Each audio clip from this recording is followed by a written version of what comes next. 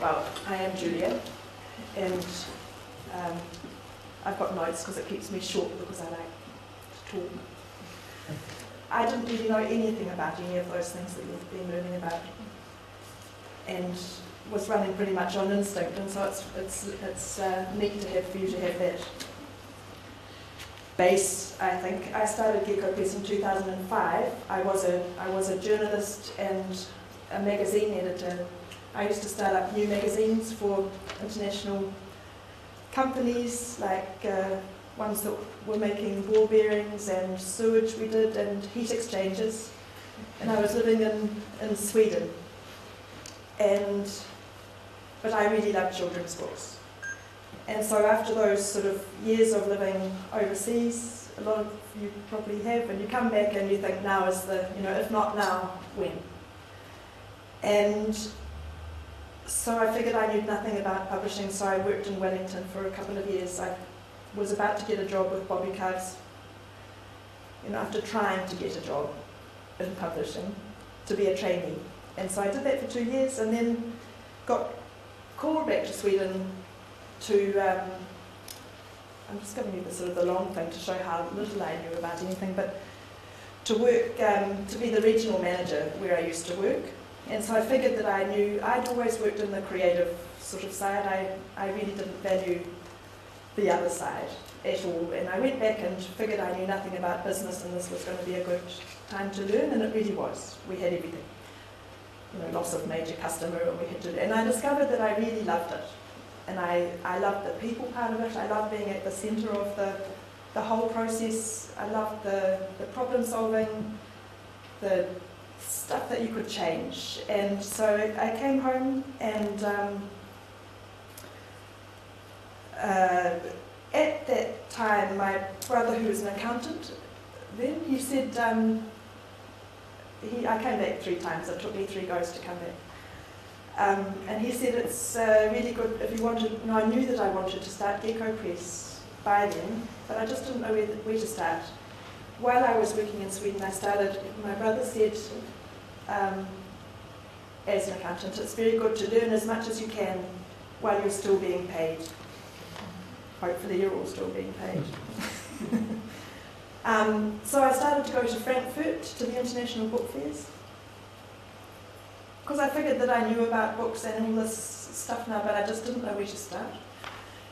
Then one year I went to Bologna, to the International Children's Book Fair. I went with a friend, and we went around all these halls of books, and she said to me, she had quite a nice sort of corporate job, and she said, this is hopeless. There's those little people that look really terrible, and there are those big people that look really great. Why don't you go and work for one of those? And let's go and buy shoes. And I said, I'm just going to give this one more. I said, you go buy shoes. It was Italy after all, and I'll go, and I'm just going to give this one more whirl. So I went around. I must have looked confused. Some man stopped me and said, you need to talk to that man, and that man said to me, come back tomorrow and I'll answer all your questions, because someone did that for me 25 years ago. So I went back in the morning, asked all my questions, got the little graphs, found out how you could buy rights to books, had no idea. And so that was one of those critical moments. I'm sure there have been other moments when I did go and buy the shoes, but that moment was the better one. And so that kind of set the course. And I went back to Sweden. I'd been learning Swedish. I'm going to change the slide. This is the little book. I brought it along. It's central to what is Gecko Press. It's the story of 2 boys, and one had a grandfather and one didn't. And one said, I don't know where they come from, but I know where we can find one. And they went to the old people home, and they adopted Grandpa Ned. And so this was the book I decided I was going to start with. And it's got a coffin in it, and he dies, and it's very sad, and sadly everything. But it's a very good book. And when I went to buy the rights, which I now knew how to do from talking to the man, I looked on the catalogue, and it said this book has been translated into 25 languages, but not English. And I said, that's weird. And they said, not weird, normal. And so that again became the core of this whole thing. So from what I guess I can fit into your criteria a little bit, because what had been just going to be the start of the thing then became the core. And I've whizzed through a couple of pages, so that's good. At that time, only 1% of books were being translated into English. I had no idea about this, and there's good reason for that, really. We now know, but it's now up to 3%. These are all the books in every other language, but not English.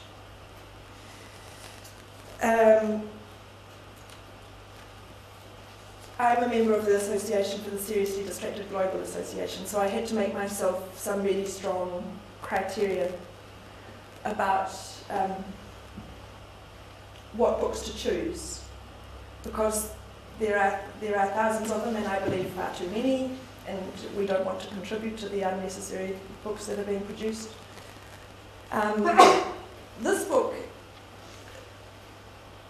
I was just thinking about, the market validation. I went to the children's bookshop in Wellington with this book. It's called Donkeys. It was in German, and it's about two donkeys, and they live together so long, and then they have a terrible argument, and they fall out. It's very good to give to your partners and your parents. And others. And later on, John McIntyre, the children's bookshop, told me that he was just astounded, because he gave the speech at our 5th birthday, which we surprisingly reached, which he said that there I had turned up with this book. He said it was about two geriatric donkeys. It was in German, and he really didn't want to discourage me, but he did ask me if I had another job. I didn't. But I found out about this book because when I was sitting on the bus on my way to Bologna, I was calling through to the HR manager to tell her where I was going, because it was quite a nice open sort of thing. And the person sitting next to me heard me saying that I was going to Bologna and said, "You better go and have a look at this book called Donkeys." And that then became our first book that we published, and it's goofy, and it did just much better than anybody expected. So we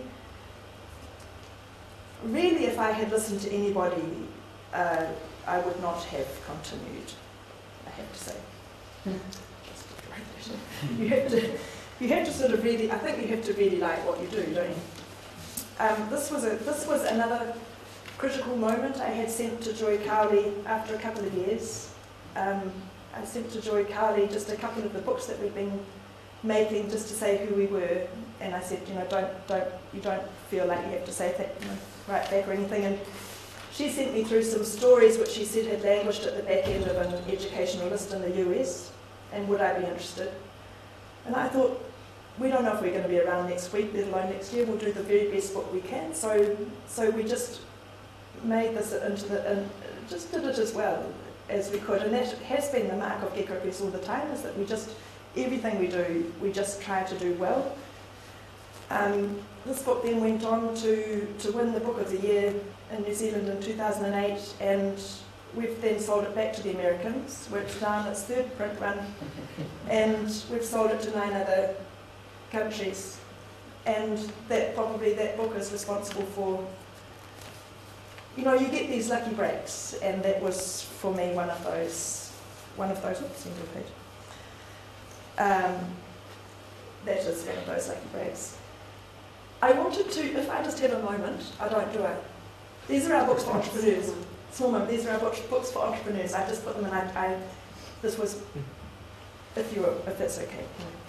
This is the book. This is a book about a very selfish hamster. This is instead of the how-to, instead of those other books that Chloe was telling you to read. This is the book that tells you, that reminds you in your enthusiasm for what you're doing, that there's a fine line between individuality and narcissism, whatever that other word is, the one that means selfish. This guy, he's a true entrepreneur. He never, in this book, he never gives up. Faced with any obstacle, he always, he thinks he can do anything. When it's proven that he can't, he manages to at one stage, there's 3 flicks in this book, and in one of them he even manages to quickly take the new opportunity and absolutely make the most of it, and I think that is critical. And this is at the core of what we do at Gecko Press, which is to encourage children to love to read, and we never lose sight of that. This is the thing that the man said to me at the very beginning, which we also never forget. And we love Anish.